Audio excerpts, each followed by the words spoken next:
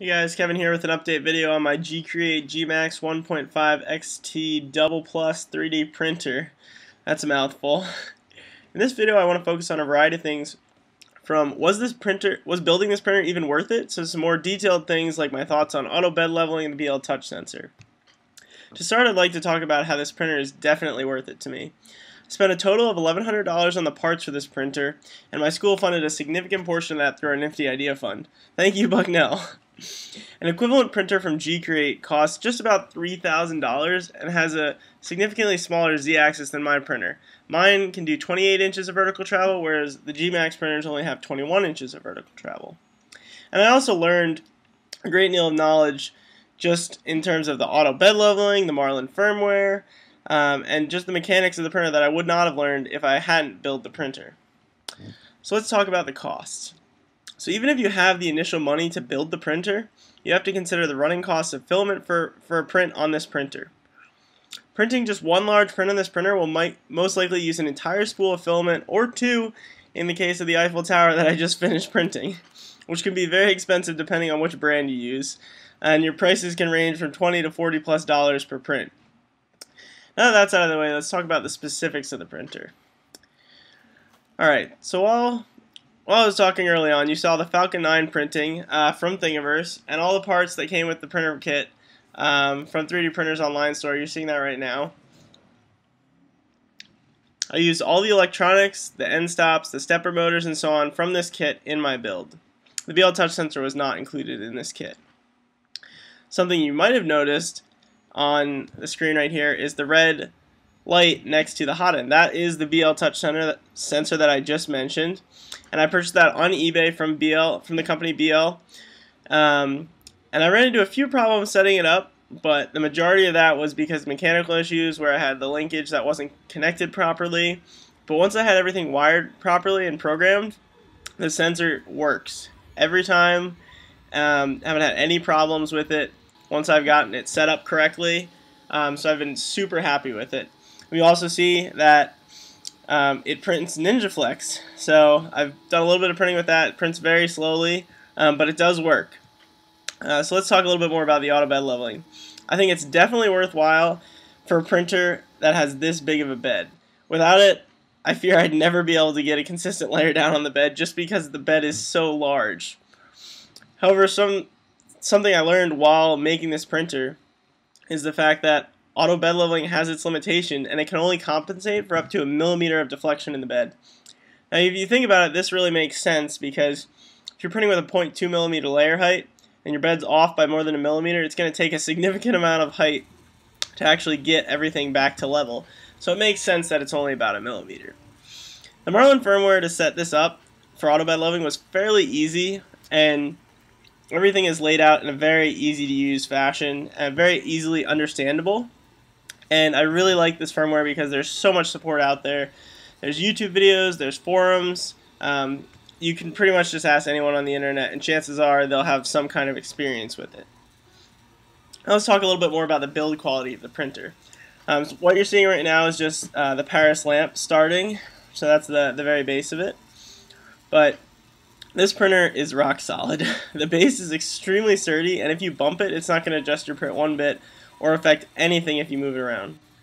However, for my specific printer, because I increased the Z height so much, there's a good amount of flex in the vertical beams because, one, the aluminum corners can't hold it at a perfect 90-degree angle when you pick up the printer from that top bar, and then also you do get a little bit of resonance from the threaded rod and the linear shaft. So I'm gonna, in the end, upgrade and provide a support much like how gCreate's moved away from that, and they now use the sliders along the rails. And I'm gonna move to that eventually as well because it does improve the stability of your prints that are very tall.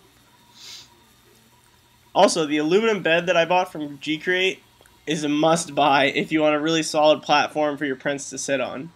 It is very expensive at $300, but I feel if you're putting this much time and money in the first place, I think it makes it worth it over a thrown together bed that might not stay level and might shift around while you're printing.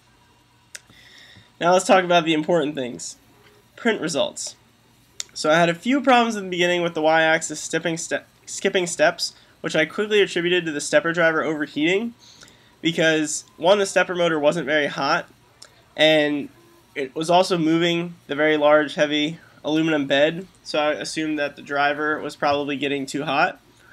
So I put a small cooling fan on the stepper driver right on top of the board, and it practically fixed itself. I haven't had any issues with the axis, either the X or the Y axis skipping steps since I've added that fan. Here's a photo of what it looks like when the printer skips steps. This was an owl print that I did. You can see pretty obviously what's going on there. And then I also have the issue of over extrusion that I mentioned in a previous video, and I still think I'm a little too high on my extrusion rate, just because for my Eiffel Tower print, Simplified 3D told me it should take about a little over a kilogram of filament, and it ended up taking closer to 1.5. So I think I still need to lower my flow rate down just a little bit more, because I do think it is a little bit high.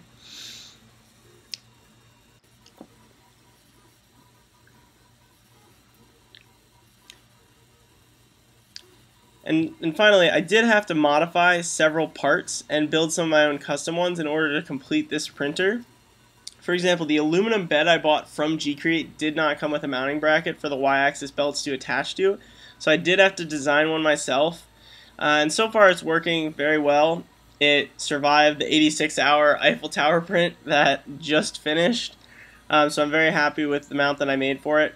I'm really disappointed that gCreate doesn't actually sell that mount on their website, at least the last time I checked, because you do need a metal mount for the heated bed if you would eventually upgrade to that, which I probably will way down the road. But at the moment I'm just going to be printing PLA, so I don't need it, so I'm not going to have to worry about that.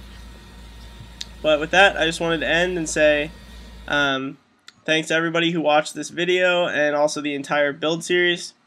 I'm not going to be posting any more videos of this printer anytime soon, as I have finals coming up, and I'll also be interning in Idaho this summer, so I will not be able to ship this printer out there because it will be extremely expensive to do that.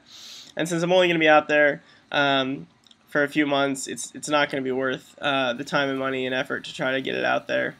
But I will be posting more videos of this printer in September at the earliest. Thanks again for watching, and check out some of my other videos.